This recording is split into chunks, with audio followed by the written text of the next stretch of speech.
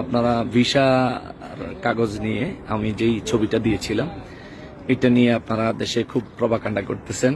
তো আপনাদের জন্য একটা কথা বলি যে ফিলিস্তিন যেই আসতে চায় ইসরায়েলের ভিসা ছাড়া আসতে পারবে না। কেন?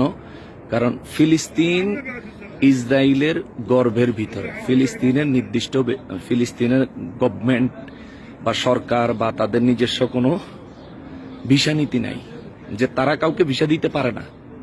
ফিলিস্তিন কাউকে ভিসা দিতে পারে না। ফিলিস্তিনে আসতে হলে ইসরায়েলের ভিসা দিয়ে ইসরায়েলের ভিসার মাধ্যমে আসতে হয়। তো আমিও জানতাম না যে ইসরায়েলের ভিসার মাধ্যমে আসতে হবে, কিন্তু আমাদের ভিসার প্রসেসিং তো করছেন শহীদ মিল্লাত নুরুল ইসলাম ফারুকী রহমতুল্লাহ আলাইহি হুজুরের সুযোগ্য পুত্র আহমদ রেজা ফারুকী ভাই তিনি। তো আমরা যখন আসব তখন মিশর থেকে তুর পাহাড়ের জিয়ারত করে তুর পাহাড় থেকে আমরা তাবা বর্ডার দিয়ে আমরা এই জেরুজালেমে প্রবেশ করেছি তাবা বর্ডার হয়ে। তো তাবা বর্ডার এটা টোটালি ইসরায়েল নিয়ন্ত্রণ করে এবং আমাদেরকে সেখানে ভিসা দিয়েছে। ভিসা দিতে গিয়ে অবশ্যই তারা আমাদেরকে অনেক রকমের হ্যারাসমেন্টও করছে। ভিসা আমাদেরকে পারমিশন দিতে চায় নাই এমন কিছু। তবে আজকে আপনাদের এই ভিসার বিষয়টা জানার জন্য গুগলে ট্রাই করলাম, তো দেখতে পারলাম যে বাংলাদেশিদের জন্য এই ফিলিস্তিনের ভিসা বা ইসরায়েলি ভিসা বা জেরুজালেমের ভিসা টোটালি বন্ধ হয়ে গেছে। আর বোধহয় কেউ কখন আসতে পারবেন শিওর বলতে পারতেছি না, কারা আসতে পারবেন না পারবেন। তো যাই হোক, এটা হচ্ছে বাস্তবতা। কেমন?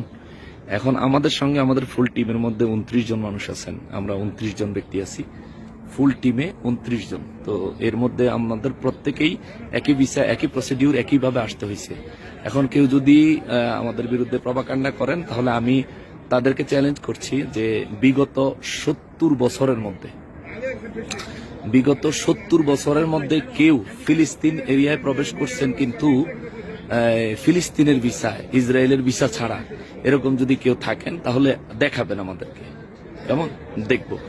আর বিগত 7 বছর বিগত 5 বছরের মধ্যেও কেউ যদি ইসরায়েলের ভিসা ছাড়া ফিলিস্তিন কেউ সফর করতে পারে বা করছে, এরকম যদি থাকে ভিসাগুলো আমাদেরকে দেখাবেন।